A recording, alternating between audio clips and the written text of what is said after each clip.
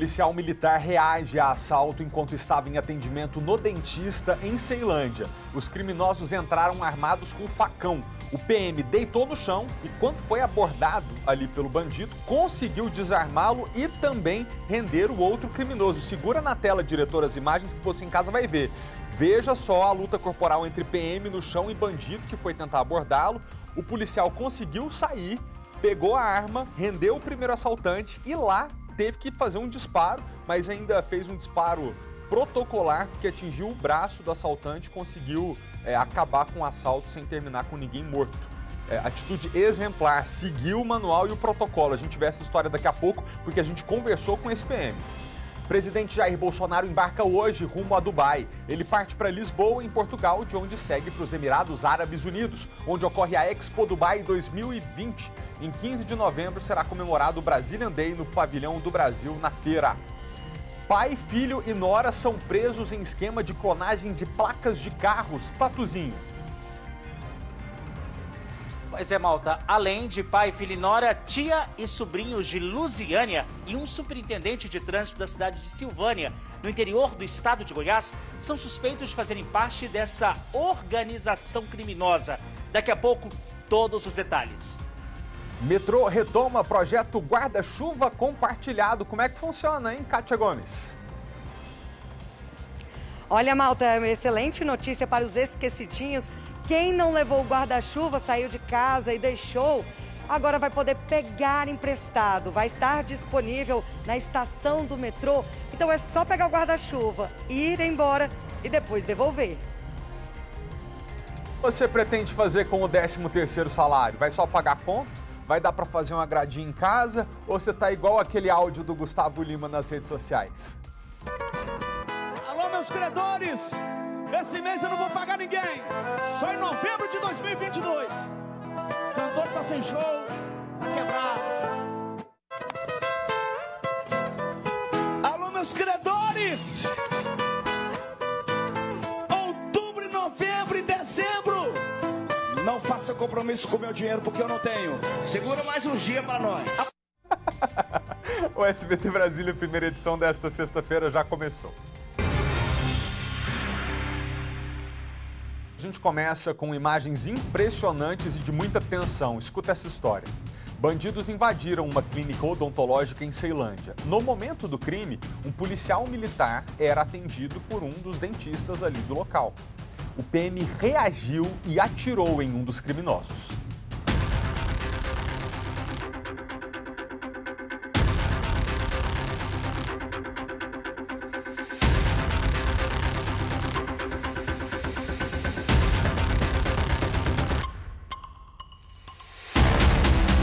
A imagem mostra o momento em que os criminosos chegam no prédio e sobem as escadas. Era 10h27 da manhã desta quinta-feira. Nesse outro vídeo de dentro da clínica, os dois homens aparecem entrando na recepção. Eles sentam fingindo ser pacientes. A mulher que aguardava ao lado nem desconfia. Mas assim que a funcionária chega, os bandidos levantam e com facas anunciam o assalto. Na hora do crime, um policial era atendido. O PM aparece deitado na cadeira da dentista. O militar é um subtenente que atua na área de treinamento da polícia. Ele contou à nossa equipe que estava em cima da hora para começar o turno no trabalho, mas conseguiu uma consulta de encaixe para fazer a restauração de um dente quebrado. O policial prefere não mostrar o rosto, mas dá detalhes de como tudo aconteceu. Durante o procedimento da dentista, houve um barulho que não é usual que estava acontecendo atrás da gente, né? Eu estava de costas para a parede, como é a disposição dos equipamentos no consultório, e vozes de pessoas exaltadas. E aí foi quando eu ouvi alguém falando, passe o celular. E aí, nesse momento, eu tive a dimensão do que estava acontecendo e fui me levantar da cadeira quando recebi a ordem do elemento para me deitar no chão. O PM atendeu ao comando dos criminosos. Um dos homens tenta revistá-lo e os dois acabam entrando em luta corporal. ele veio me revistar procurando alguma coisa e perguntando se era de fato policial. Você é policial? Você é policial? E aí foi quando ele viu a arma e partiu para a luta corporal, né? E aí a gente conseguiu se desvencilhar dele e dominá-lo ali no primeiro momento. Mas o comparsa que já tinha saído da sala retorna e vai em direção ao militar que atira. Primeiro ele se rendeu, tanto que não houve a necessidade de emprego de maior força, e o outro que veio, né, em socorro, ele veio para atacar mesmo, para, sei lá, tentar fugir. E aí, nesse caso, houve a necessidade de aumentar o emprego de força e não houve tempo de verbalizar com ele e foi necessário efetuar o disparo. Ai. Para de mexer, cara, para de mexer. Para de mexer, cara. Fica quieto. Não queria um braço pra qualquer um, não. Eu sei, fica quieto. Se precisar só tirar aqui no meu vacilo. Fica quieto, o bombeiro tá chegando aí. O rapaz de 19 anos foi atingido no braço e foi encaminhado ao Hospital Regional de Ceilândia. O outro criminoso foi preso em flagrante pelo roubo e levado para a 15ª DP. O militar diz que a intenção inicial não era reagir, mas não teve escolha. Se fossem acatadas todas as ordens que estavam sendo emanadas por aquele senhor, por aquele cidadão, o desfecho poderia ser outro, porque as meninas estavam muito nervosas e eles também estavam nervosos. Então a gente imagina que eles poderiam ferir alguma das pessoas que estavam lá em volta.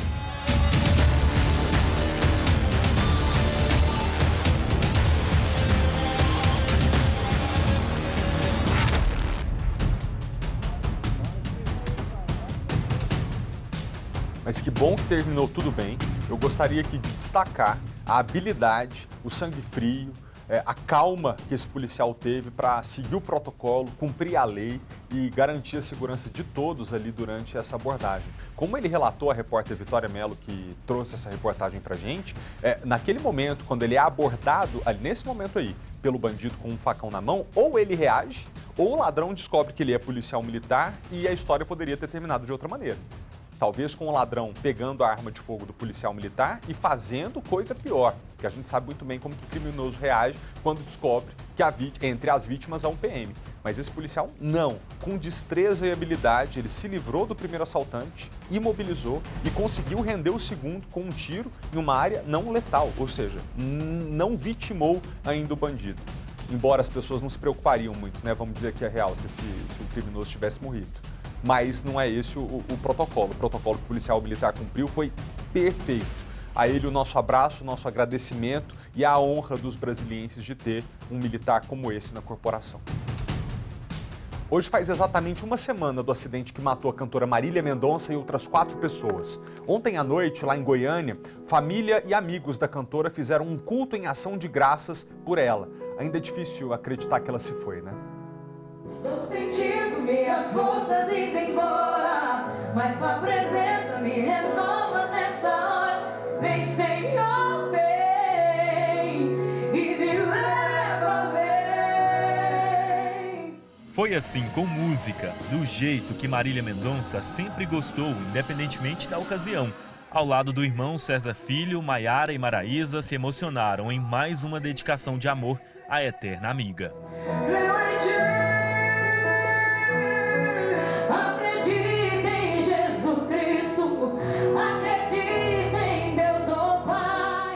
A cerimônia foi reservada à família e amigos próximos. Entre eles também estava a dupla Henrique e Juliano. A mãe de Marília, Ruth Dias, e o ex-namorado Murilo Ruff mais uma vez se emocionaram. Na casa onde a cantora compartilhava todos os momentos de sua vida, agora falta a alegria e prevalece o silêncio. Lá em casa ficou uma tristeza, assim, porque ela meio que alegrava a casa, né? Ela falava alto, ela ria alto, tudo dela muito intensa, sabe? Amava demais, tudo dela tinha que ser muito demais, exagerada em tudo. Vai estar sempre aí pra gente lembrar, né? Como a Marília era uma mulher forte, maravilhosa, que foi motivo de felicidade de tanta gente, vai continuar sendo eternamente, tenho certeza. A pastora Vilma Melo, uma das que participou da cerimônia, contou que Marília Mendonça sempre frequentou a igreja e que inclusive esteve um dia antes da morte dela com sua família, no aniversário da mãe da cantora. A gente esteve junto, né, na festa de aniversário que ela deu para a mãe dela. Foi tudo muito bom. Ela sempre fazia esse louvor a Deus. Ela era de encantar o coração de Deus. Enquanto o culto carregado de emoção acontecia aqui, com homenagens à cantora Marília Mendonça e ao tio Abiciele Silveira Dias, em outras partes do estado e em Salvador também aconteciam outras cerimônias religiosas, em nome do produtor, do piloto e do copiloto, que também morreram no acidente. A cantora, o tio produtor, além do piloto e copiloto, morreram há uma semana na queda do avião que levava todos a um show em Caratinga, no interior de Minas Gerais. A morte teve repercussão internacional e foi acompanhada por milhares de fãs em todo o país. Agora uma atualização a respeito dos motores do avião que caiu com a cantora Marília Mendonça na sexta-feira da semana passada. Ontem, esses motores chegaram aqui a Brasília, ao Centro de Investigação e Prevenção de Acidentes Aeronáuticos, o CENIPA. Mas hoje nós confirmamos a informação de que eles foram levados para uma unidade da fabricante em Belo Horizonte, capital de Minas Gerais. A fabricante informou que vai dar apoio ao CENIPA nas investigações para descobrir a causa do acidente. Deixa eu trazer um assunto importante para você aqui de casa agora. 13º salário, será que você tem para receber? Está chegando, vai ser um alívio na sua vida ou não? Antes da gente tratar de conta, orçamento e tudo mais para esse fim de ano, eu quero que você assista junto comigo uma brincadeira, um áudio que está viralizando do cantor Gustavo Lima, que ele sempre diz nas lives e nos shows e que representa a vida de muitos de nós. Pode rodar, diretor. Alô, meus credores! Esse mês eu não vou pagar ninguém. Só em novembro de 2022. Cantor tá sem show, tá quebrado. Alô, meus credores. Outubro, novembro e dezembro. Não faça compromisso com o meu dinheiro porque eu não tenho. Segura mais um dia pra nós. E é sobre esse assunto que eu quero fazer a nossa enquete de hoje, pode ser? Você pega o seu celular, aponta a câmera para o QR Code que está aparecendo aqui na tela, é de graça, não consome seus dados, a gente não fica sabendo quem você é. Se quiser ser anônimo, pode ser anônimo. Se quiser mandar um comentário deixando seu nome, é bom também, mas não precisa, basta você participar. Aí você aponta o seu celular e a gente vai descobrir. É o seguinte, o que você pretende fazer com o seu 13º salário? 4 opções, o primeiro delas é, alô, meus credores, outubro, novembro e dezembro, não faço compromisso com o meu dinheiro porque eu não tenho. Segura mais um pouquinho para nós. Segunda opção, ixi, quem me dera, Felipe, ter um 13º para receber. Às vezes você não tá trabalhando, ou trabalha como microempreendedor individual, é empresário, ou é prestador de serviço, não vai ter 13º, vai ter que se virar com o dinheiro normal. O outro é, eu vou gastar tudo sem dó, porque caixão não tem gaveta. E o quarto, infelizmente, malta, é só dívida e boleto para pagar. Enquanto você vai votando, que é de graça, ó, o Ronald escolheu, vai gastar tudo porque caixão não tem gaveta, olha só, Ronald, não tá com boleto acumulado, parabéns pra você. E por enquanto tá ganhando o alô, meus... Ixi, quem me dera ter um 13º para receber.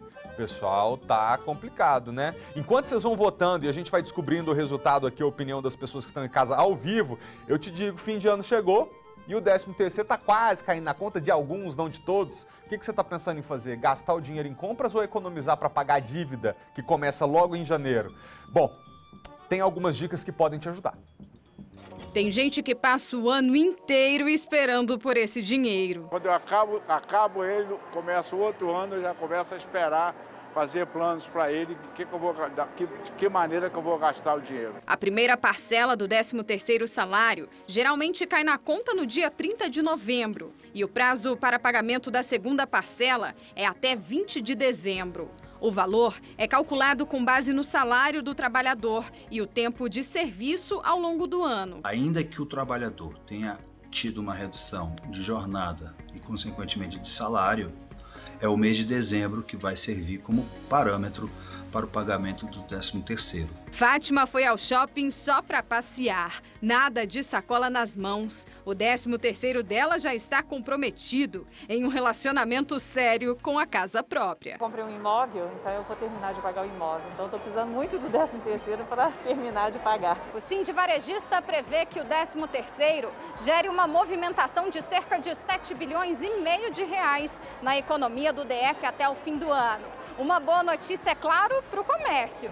Mas para o consumidor, principalmente aquele que tem dívidas, a orientação é para ir com calma nos gastos. Especialistas avaliam que, por agora, ter um comportamento mais conservador pode ajudar a fazer com que esse dinheiro, de fato, gere um alívio no orçamento. Lembre-se que janeiro tem IPVA, IPTU, material escolar dos seus filhos, então começar o ano já com planejamento financeiro para 2022 é muito bom, é muito interessante. É isso que a Vera Lene está pensando em fazer. Vai ajudar nas compras de Natal e deixar um pouquinho para janeiro, fevereiro, porque a coisa pega, né? É material escolar, um monte de coisa, né? O planejamento é sempre a melhor opção. Após pagar as dívidas ou para aqueles que não as têm, é sempre importante aplicar uma parte. E a recomendação básica é o tradicional 70-20-10. 70 para os gastos normais de fim de ano e início de ano, 20 para se divertir, afinal é Natal, e 10 para aplicar.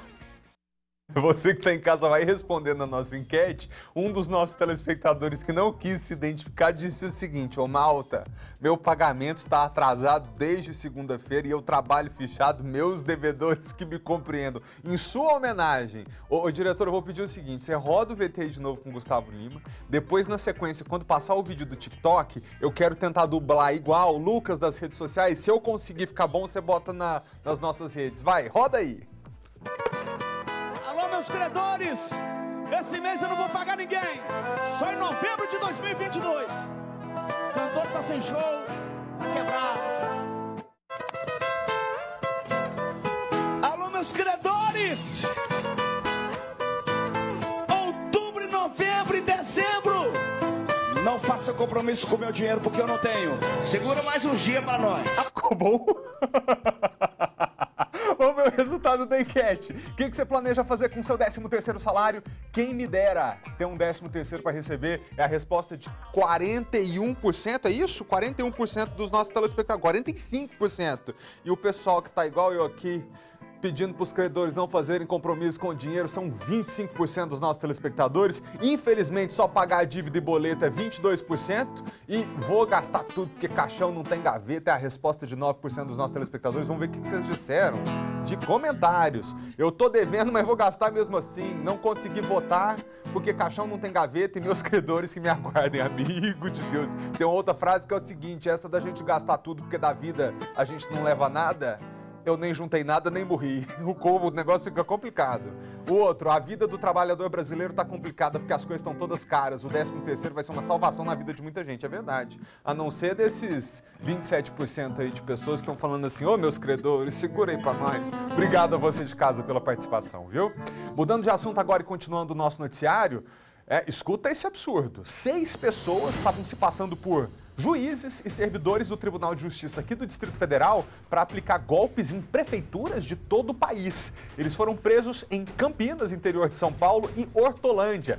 De acordo com as investigações, o grupo atuava desde 2017 e lucrou ao menos 3 milhões de reais coagindo e constrangendo prefeitos com ameaças de bloqueio das contas públicas. A Polícia Civil do Distrito Federal viajou para lá para prender esses farsantes na operação que se chama Falso Juízo. E a gente vai até lá falar com a Letícia Miyamoto, da nossa afiliada VTV em Campinas. Letícia, seja bem-vinda à capital do país. Você fala agora com o público de Brasília e eu gostaria que você trouxesse as suas informações. Boa tarde para você.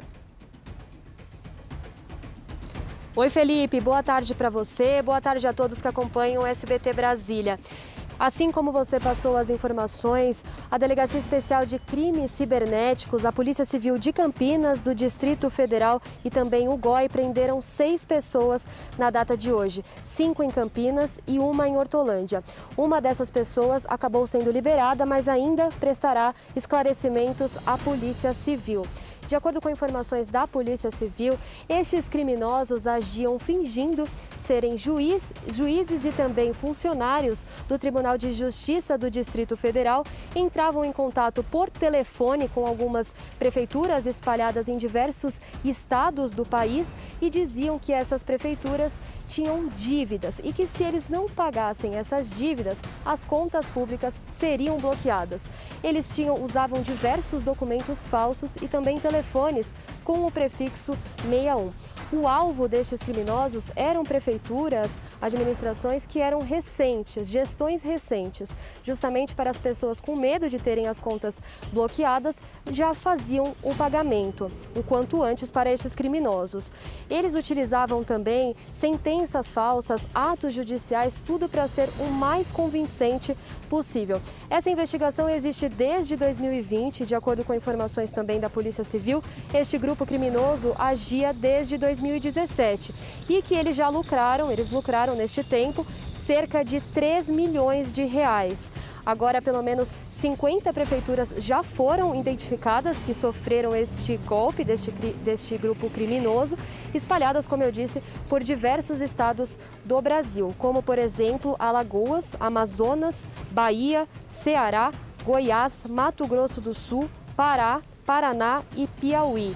Dessas 6 pessoas, 4 delas serão encaminhadas para Brasília ainda hoje. Uma foi liberada, como eu disse, e uma permanecerá em Campinas. Estes suspeitos vão responder por estelionato qualificado, associação criminosa e também lavagem de dinheiro.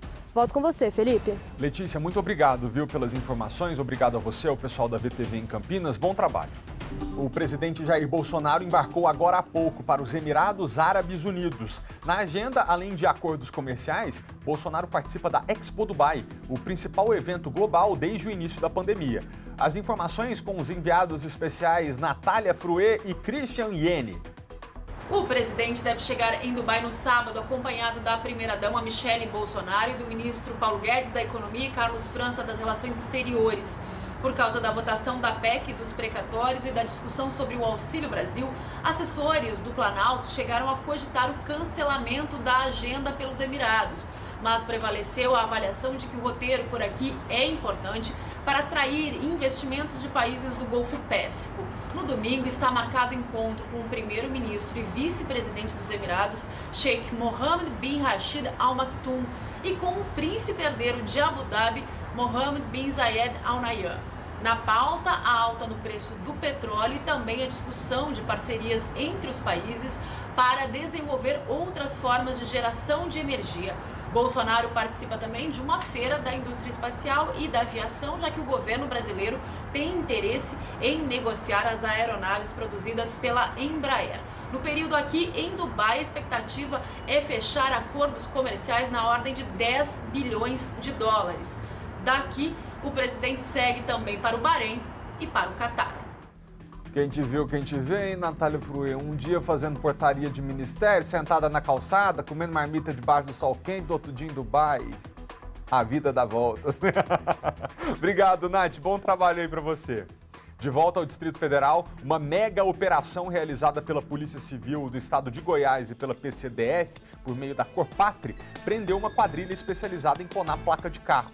Um perigo, né? Você sabe quando você está na sua casa, tranquilo, recebe uma multa aplicada num lugar que você nunca esteve, mas tá lá sua placa certinha, mas não era você? Pois então, é essa quadrilha, que dá um baita prejuízo e ainda usa a clonagem de placas para cometer outros crimes. O repórter Tatuzinho tá nessa história e tem as informações pra gente. Tatu, com você. Pois é, Malta, boa tarde para você, a todos ligados no SBT Brasília, aqui no Distrito Federal e também na região do entorno, porque esse assunto interessa não só ao público aqui de Brasília, mas também, principalmente, do interior do estado de Goiás, na região leste, que fica Lusiânia, Silvânia, Vianópolis. Por quê? A operação réplica da Polícia Civil, em conjunto com a PC Goiás, conseguiu aí nesta sexta-feira, dia 12, cumprirem diversos mandados. Busca e apreensão e também prisão preventiva aqui no DF, em Lusiânia, em Silvânia e também em Vianópolis. Por quê? Esses suspeitos, que ambos são de famílias, eles agiam aí na clonagem, lógico, na falsificação de placas de veículos. Mas para entendermos melhor, ao meu lado está o delegado André Leite, da Corpatria. Doutor, primeiramente, boa tarde, bem-vindo ao SBT Brasília.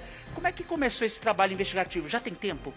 Boa tarde, Tatu. Sim, essa é uma investigação que se iniciou em 2020 e descobrimos já no final do fechamento das investigações que a Polícia Civil de Goiás também desempenhava um trabalho semelhante envolvendo o mesmo grupo.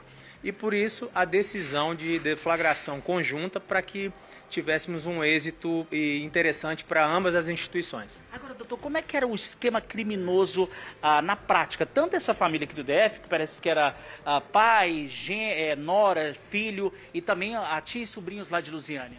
Sim, eram famílias distintas, mas que trabalhavam em conjunto com o mesmo fim, que era a falsificação de placas destinadas principalmente para indivíduos que cometiam crimes de roubo e furto de veículo.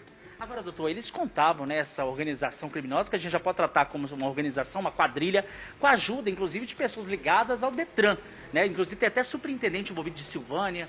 Isso, um dos integrantes, ele é realmente superintendente do Detran da região de Silvânia, do município de Silvânia, e esse indivíduo ele ficava responsável pelas informações, repassar as informações relativas aos veículos que poderiam ser clonados, veículos tanto motocicletas quanto veículos automotores. Agora, doutor, essa trabalho investigativo, né, essa prisão, ela é determinada por conta da clonagem, né, falsificação de placas, mas também tem algo ligado, por exemplo, a roubos de veículos, furtos aqui na capital e também no interior do estado de Goiás? Não, o que se temos notícia na investigação, o que foi revelado é que esses indivíduos, eles produziam as placas para os assaltantes, para os furtadores e roubadores. Não há indícios de prática dessa modalidade criminosa por parte desses indivíduos alcançados hoje nessa operação. Nesses mandados de busca e apreensão cumpridos, né, nesses diversos locais aqui no DF, lá no interior de Goiás, o que vocês conseguiram apreender? Foram apreendidas 2 armas de fogo, munição e foi fechado um estabelecimento clandestino com diversos petrechos para fabricação irregular de placas. Doutor, quando se trata de família, por exemplo, né, no caso dessa família aqui do CIO, Setor de Indústria e Abastecimento de Brasília, e também a família lá de Lusiânia, quando fala família não levanta nenhuma suspeita. Essa família já era conhecida do mundo policial, tinha passagens? Alguns deles têm passagens, outros não. Mas já trabalham nessa modalidade de confecção de placas já há bastante tempo. Doutor, o trabalho continua investigativo ou o inquérito já instaurado, encerrado? Sim, a partir das apreensões realizadas na data de hoje, vamos analisar todo esse material e verificar se ainda há algum braço a ser investigado. Tá aí, malta, o delegado André Leite falando gentilmente conosco aqui no DPE, né, sobre essa operação réplica da Polícia Civil aqui do DF, em conjunto com a PC Goiás, né, conseguindo aí cumprir diversos mandados de busca e apreensão e também prisão preventiva, como o doutor disse, uma ação investigativa que vem desde lá de 2020 e que visava aí desarticular essa quadrilha que falsificava placas de veículos. Malta, alguma pergunta? Tá tudo certo, Tatu, muito obrigado, viu, pelas informações, bom trabalho aí pra você. Ô pessoal, agora há pouco, um caminhão atropelou um funcionário da Nova Cap que trabalhava no setor de cargas num acesso para via estrutural.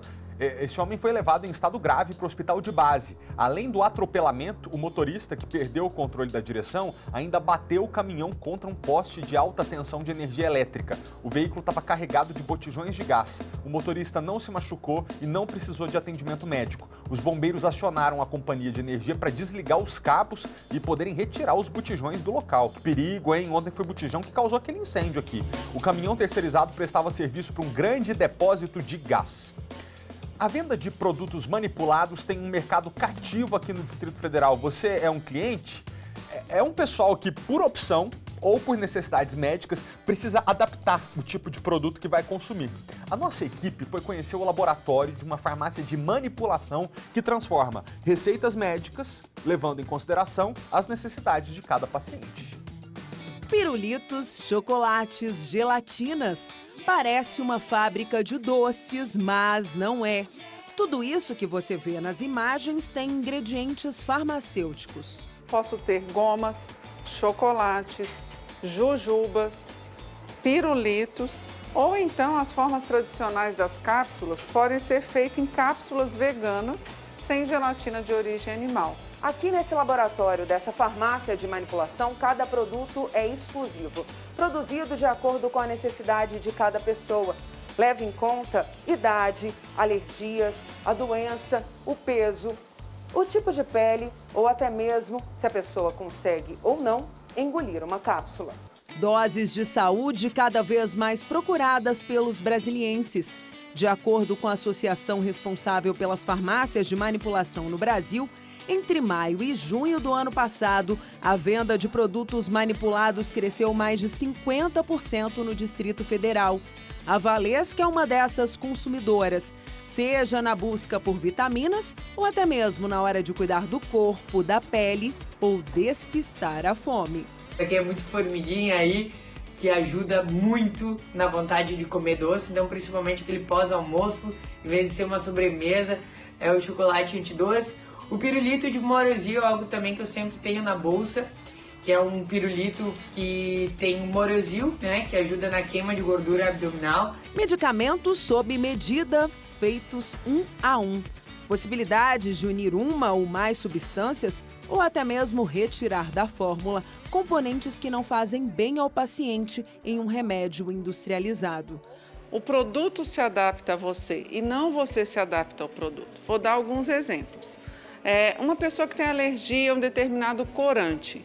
Então, o médico pode solicitar que seja feito uma cápsula ou um xarope sem esse corante. Mas tudo é feito com receita médica e acompanhamento farmacêutico. Sempre use medicamentos manipulados apenas com a receita e numa farmácia confiável, aprovada pela Anvisa, e sempre verificar no frasco a dose que foi prescrita pelo profissional de saúde, a maneira de ser administrada. O comércio ainda está tentando se recuperar do baque, da pandemia. As vendas no varejo tiveram queda em setembro, segundo o IBGE, mas foi o segundo mês consecutivo que o setor fechou negativo. De reparo em reparo é como o caixa se mantém no azul. Já os equipamentos para venda seguem encalhados na loja.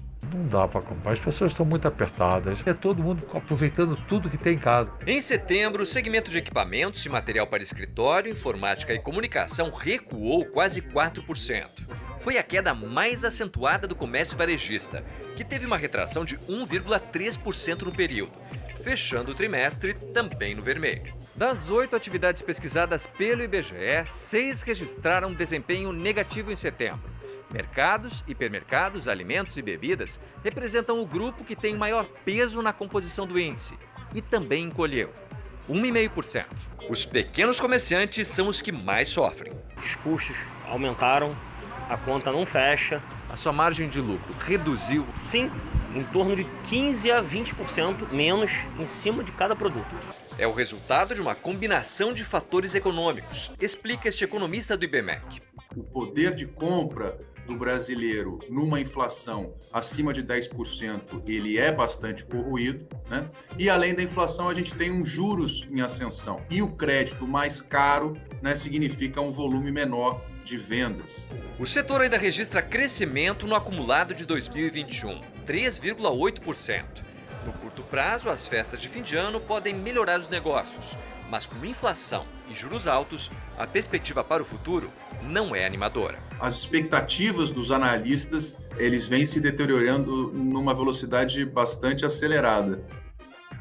Ô pessoal, agora a gente vai falar de Liga dos Campeões, mas diferentemente dos outros dias, eu vou acionar o nosso colega João Venturi para falar de um caso extra-campo que está tomando o noticiário mundial. É que uma jogadora do time feminino do Paris Saint-Germain foi presa, suspeita de organizar um ataque contra outra companheira de time. Pelo amor de Deus, parece trama de filme. João Venturi, boa tarde para você, obrigado pela presença. Conta mais sobre essa história, João.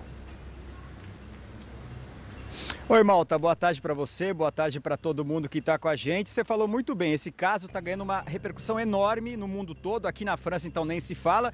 E os vestiários, inclusive do Paris Saint-Germain, estão tremendo para querer saber como é que essa história vai ser resolvida, né? Tudo começou na semana passada, quando o Paris Saint-Germain resolveu prestigiar o time feminino realizando um jantar para todas as atletas, para jogadoras, para a comissão técnica.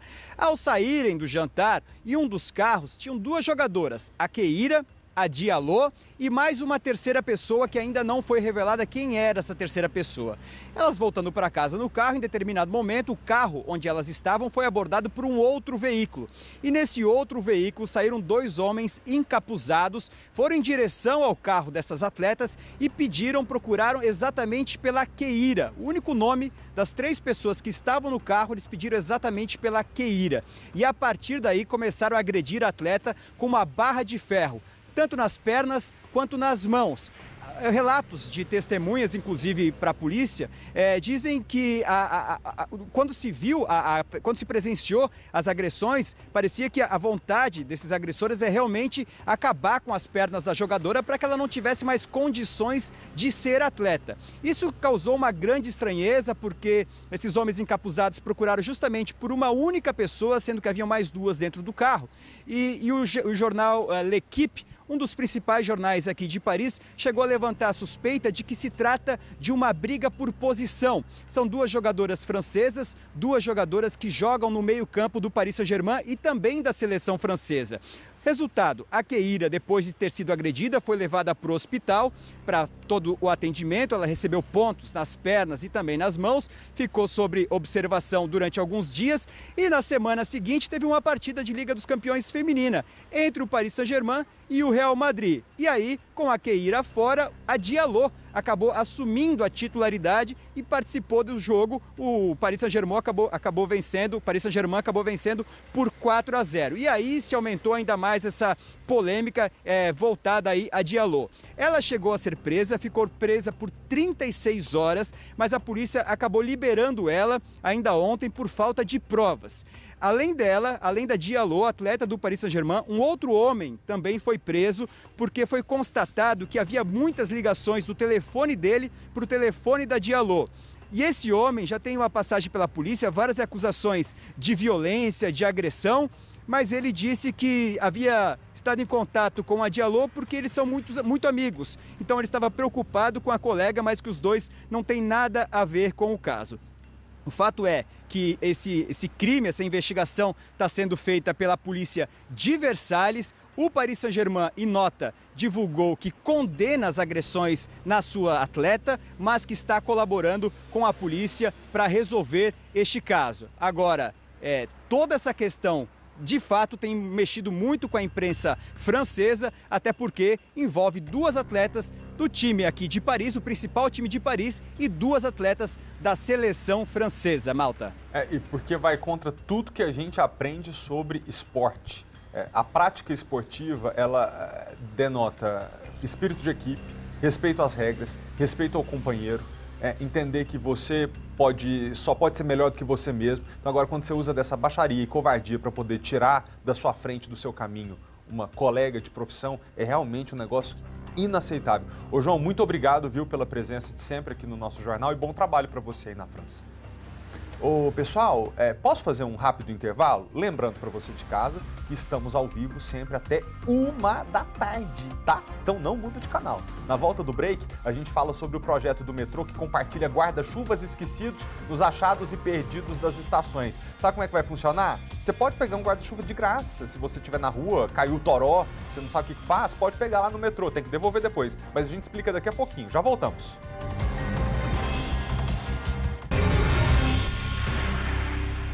Caso que o repórter Tatuzinho acompanhou, escuta essa.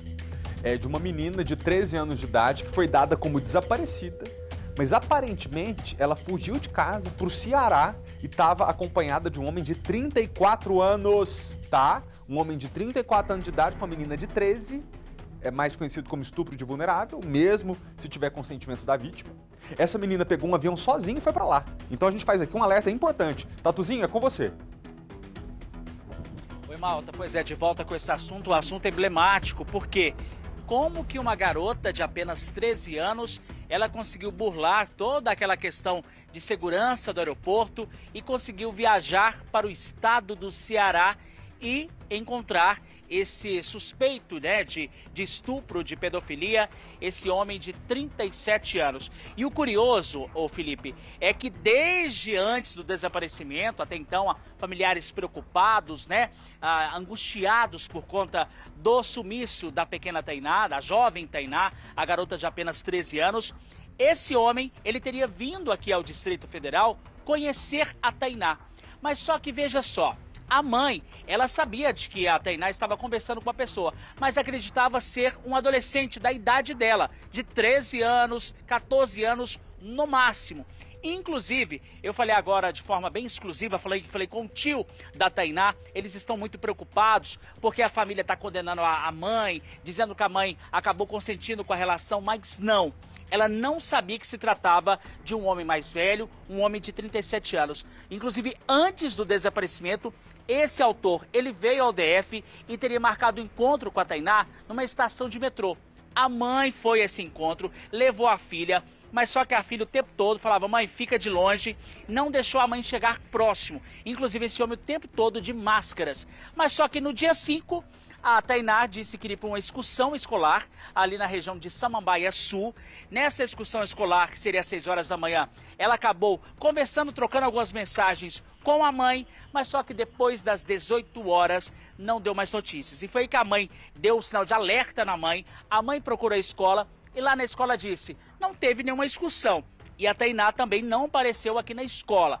Foi aí, malta, que a mãe procurou a Polícia Civil e a Polícia Civil aqui do DF, em conjunto com a Polícia Civil do Estado do Ceará, eles começaram a investigar, a criar linhas de investigação. E foi aí que os policiais foram até a cidade de Massapê, que fica no interior do estado do Ceará. Ali conseguiram localizar o autor, esse homem de 37 anos, que estava na companhia da garota de 13 anos, a Tainá, aqui de Brasília. Esse homem foi preso em flagrante, levado para a delegacia de Sobral, também no interior do estado do Ceará, levado junto, foi conduzido também essa garota de apenas 13 anos, a Tainá, ali para prestar esclarecimentos, e essa jovem, essa menina, vamos dizer assim, deve ser trazida aqui para o Distrito Federal para ficar próximo à família e, lógico, prestar mais esclarecimentos, porque acredita-se a família, Malta, de que esse homem tem envolvimento e há uma informação da polícia com outros crimes também relacionados aí à questão de pedofilia, à questão de estupro de vulnerável. Só para passar para quem tem casa assistindo, Malta, a apuração aqui do SBT, nós conseguimos essa apuração conversando com alguns amigos da Tainá, familiares. Olha só, no perfil das redes sociais, esse suspeito, para atrair, né, a atenção de adolescentes e de crianças, ele se passava por Maurício Gomes. Mas só que, na verdade, o nome dele é Antônio Gonçalves Rosa, suspeito de cometer esse crime aí. E o curioso, como que ela saiu aqui de Brasília, foi até o guichê do aeroporto, uma menina de apenas 13 anos, pequena, não chamou a atenção das pessoas na hora de burlar a segurança para conseguir pegar o voo e seguir até o estado do Ceará. Apesar de tudo, o homem já está preso, né? A autoria já está presa e ela deve ser trazida aqui para Brasília para estar próximo à família, viu, Malta? Ô, Tatuzinho, mas a segurança tá falha mesmo. Eu tenho uma amiga que foi viajar com a sobrinha dela para São Paulo. Ela é uma mulher adulta, a menina tem 12 anos de idade. Pegou autorização com a mãe, documentação, tudo. Aí chegou no aeroporto e falou assim, ô fulaninha pra menina, vai lá que a tia quer ver se a segurança vai funcionar mesmo, se alguém vai barrar você, vai te pedir documento. Nada. A garota passou pelo raio-x, pelo detector de metal, pela segurança, embarcou, sentou no cadeiro do avião, ninguém pediu nada. Tem que prestar atenção nisso. Obrigado, Tatu, pelas informações. Uma carreta carregada de vidro para residências tombou na DF-070 em Ceilândia. O veículo e a carga ficaram bastante danificados. O motorista de 48 anos chegou a sair da cabine sozinho. Foi socorrido pelos bombeiros, não precisou de ir para o hospital. O acidente foi no momento em que o motorista fazia uma manobra no retorno da estrada para seguir na direção de Águas Lindas de Goiás. Uma das faixas da pista teve que ser interditada para o socorro e para a retirada da carreta do local. A gente chega ao fim dessa semana com a série de entrevistas com os candidatos à presidência da Ordem dos Advogados do Brasil no Distrito Federal. No nosso último encontro de hoje, a gente fala com a candidata à presidência da Ordem, Thaís Riedel. Ela encabeça a chapa Você na Ordem. Thaís, boa tarde, viu? Obrigado pela presença. E eu começo fazendo a seguinte pergunta. Recentemente, você esteve à frente de uma manifestação da sua categoria pedindo a volta da rotina presencial dos tribunais. Como é que isso ficou? Boa tarde, Felipe. Boa tarde a todos os espectadores. Quero parabenizar o SBT pela essa iniciativa de nos trazer aqui para expor um pouco das nossas propostas. Eu sou advogada há 18 anos, também professora há 12 anos e vivo o dia a dia da advocacia. A advocacia hoje tem passado por momentos muito difíceis e a Ordem não tem cumprido o seu papel institucional de cuidar das nossas prerrogativas e também a sua relação com a sociedade. Então, desde o início da pandemia, né, nós tivemos o fechamento dos restaurantes, das escolas, das instituições, os tribunais também fecharam. E após todo esse tempo em que nós já tivemos o retorno de todas essas atividades, os tribunais continuam fechados. E isso tem atrapalhado muito o dia a dia da advocacia e os jurisdicionados, que são as pessoas da população às quais a gente defende, não têm conseguido ali ter acesso a alguns magistrados. Então nós fizemos uma manifestação pedindo o retorno dos tribunais, que eles possam voltar a funcionar presencialmente.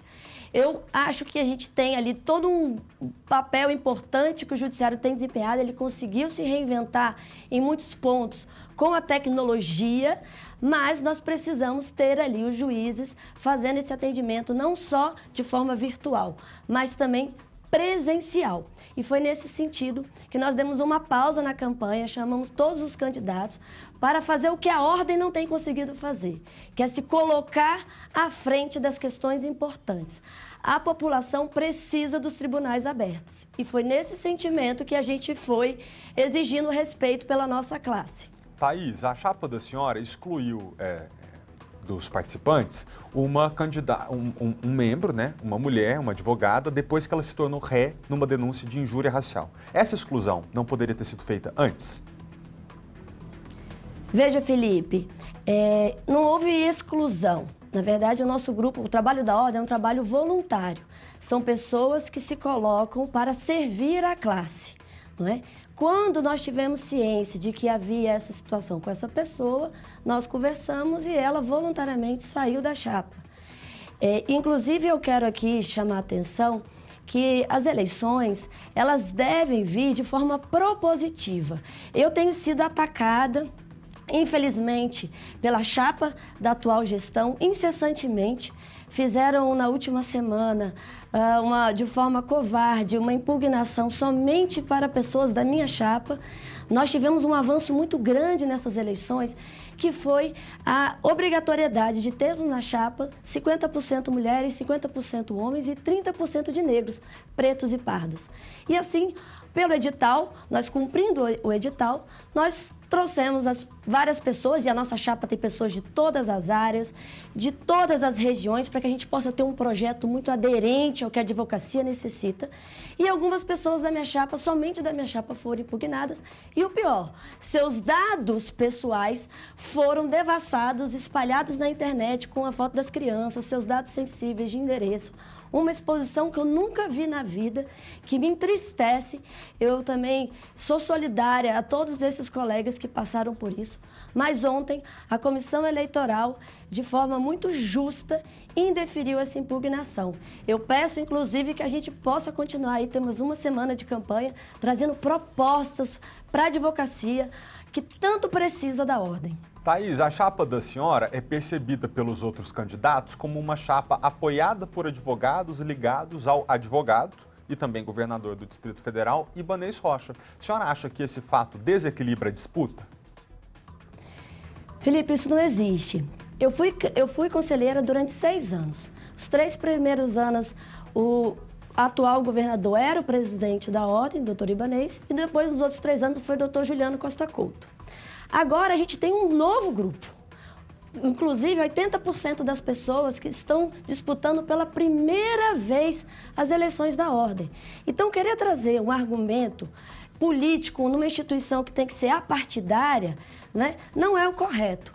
Eu tenho total independência, eu tenho ciência da responsabilidade que a Ordem tem tanto para com a advocacia como para a sociedade, e nós estamos aqui com um grupo sério de pessoas responsáveis que querem fazer o que a atual gestão não está fazendo, que é cuidar da advocacia, a jovem advocacia que hoje não está conseguindo lugar no mercado de trabalho. Nós vamos trazer o projeto Prosperar para poder trazer ali conhecimento, trazer uma mentoria, trabalhar mercado. Nós vamos trabalhar aqui a ESA, que é a Escola Superior de Advocacia, a Caixa de Assistência, descentralizar os serviços da ordem para todas as subseções, para que a advocacia possa ter perto dela a ordem e os seus serviços.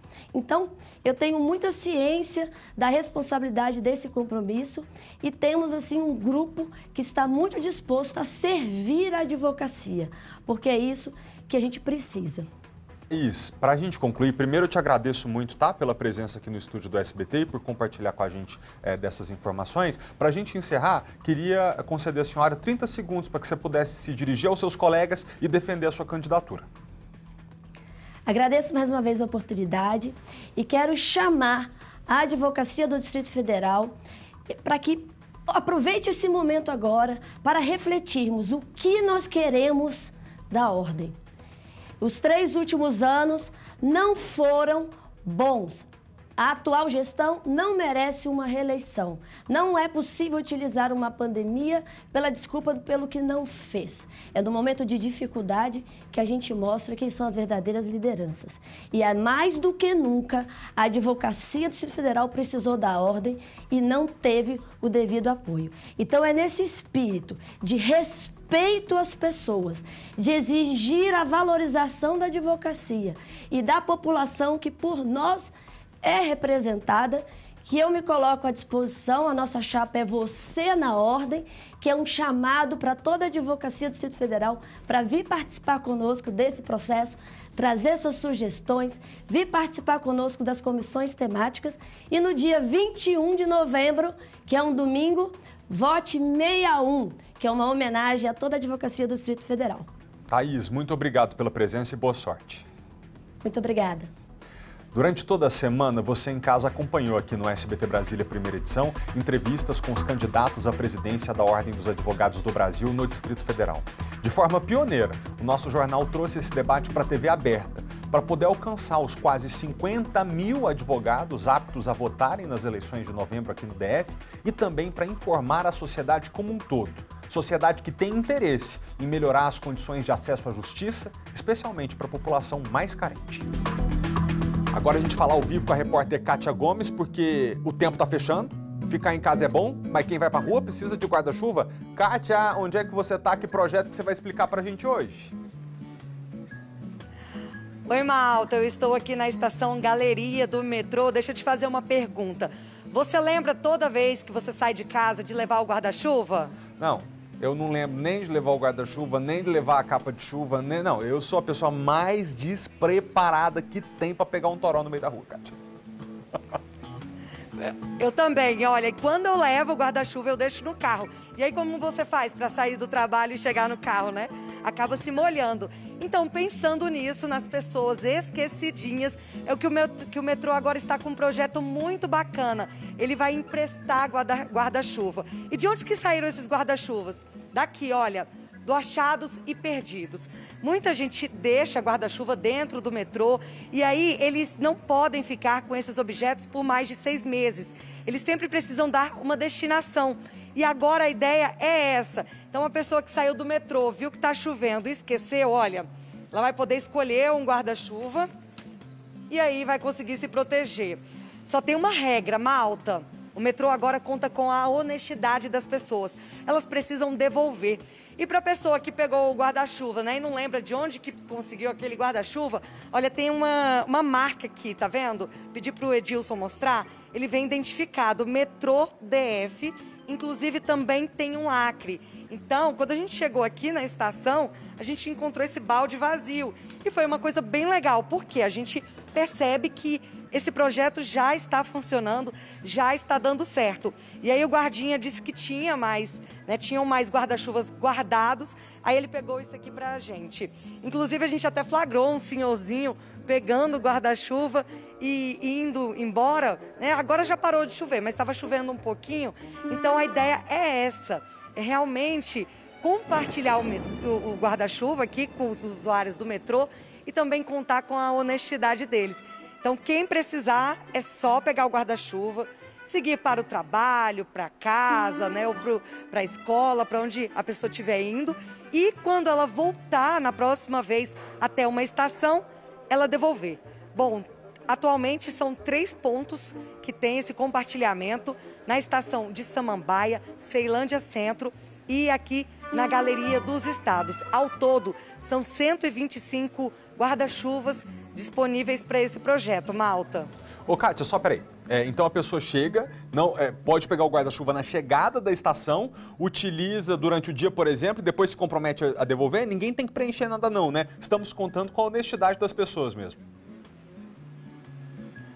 Exatamente. Se a pessoa ela saiu do trem e percebeu que está chovendo, que vai precisar de um guarda-chuva, ela pega esse guarda-chuva e vai embora. E aí, na próxima vez, quando ela voltar até a estação, ela devolve.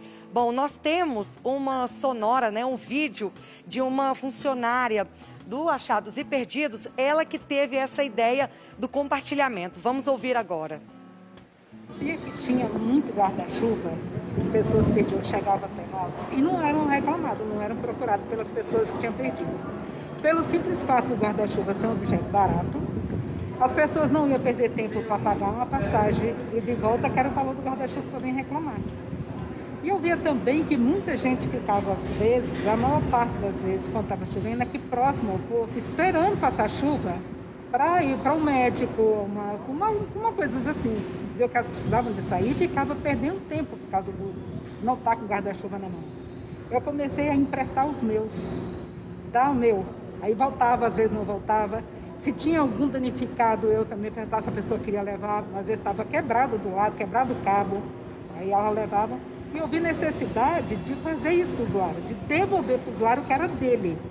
Porque, na verdade, o objetivo do posto não é guardar as coisas para doar, é para devolver para o dono. A melhor forma que eu achei de devolver o que é do usuário para o usuário, no caso do guarda-chuva, foi isso, de deixar disponível para eles usarem a hora que eles precisam e devolver quando eles voltarem. A sensação de estar educando as pessoas, de ter um dever cumprido, de ver que as coisas estão funcionando e de saber que no Brasil tem muita gente boa que leva e traz, às vezes traz até mais do que eles levaram. Dona Maria de Lourdes, que iniciativa sensacional. Um beijo para a senhora, viu? Parabéns. Gente, antes da gente encerrar a edição de hoje, vamos acionar a nossa enquete. Você que chegou agora, pegou a programação aqui no SBT, eu tô te perguntando o que você vai fazer com o seu 13º salário. Para você responder essa enquete muito simples, pega o celular, aponta pro QR Code que vai aparecer aqui já na tela em algum momento, mas antes de aparecer, você descobre o que o Gustavo Lima tá prometendo fazer com o 13º salário dele. Alô, meus credores! Esse mês eu não vou pagar ninguém. Só em novembro de 2022. Cantor tá sem show, tá quebrado. Alô, meus credores! Outubro, novembro e dezembro. Não faça compromisso com o meu dinheiro porque eu não tenho. Segura mais uns dias pra nós. Esse vídeo é ótimo. Ó, o que você vai planejar fazer com o seu 13º salário? 44% dos nossos telespectadores, infelizmente, dizem: oh, quem me dera, malta, ter um 13º salário para receber. Vou receber nada. 28% estão igual a mim e o Gustavo Lima. Eu não podia nem estar falando isso aqui, alô, meus credores, que eu não tenho dinheiro, segurei mais para mais, porque eu tô devendo a arquiteta, o mestre de obra, o pedreiro, um monte de fornecedor. Gente, eu vou pagar, tá? É só brincadeira. Mas 28% dos nossos telespectadores dizem que não é para fazer compromisso com o dia dele, porque eles não têm. 20% dos nossos telespectadores dizem que, infelizmente, 13º vai servir só para pagar dívida e boleto. E para terminar, o nosso operador de GC e outros 7% do nosso público diz o seguinte: eu vou gastar tudo porque caixão não tem gaveta. E só para você ver aqui o que o pessoal tá falando, o Matheus Salles, de Santo Antônio do Descoberto, em torno do Distrito Federal, diz o seguinte: eu tô fazendo uma seleção para pagar as dívidas mais prioritárias, porque tem algumas que vai ter que esperar um pouco mais. E a Gleiciene Henrique: ei, seria tão bom se eu recebesse um 13º. Ei, minha filha. O negócio vai melhorar, se Deus quiser. Obrigado a você de casa pela companhia e pela audiência. Amanhã a gente se vê meio-dia em ponto no É Sábado. Até lá. Tchau, tchau.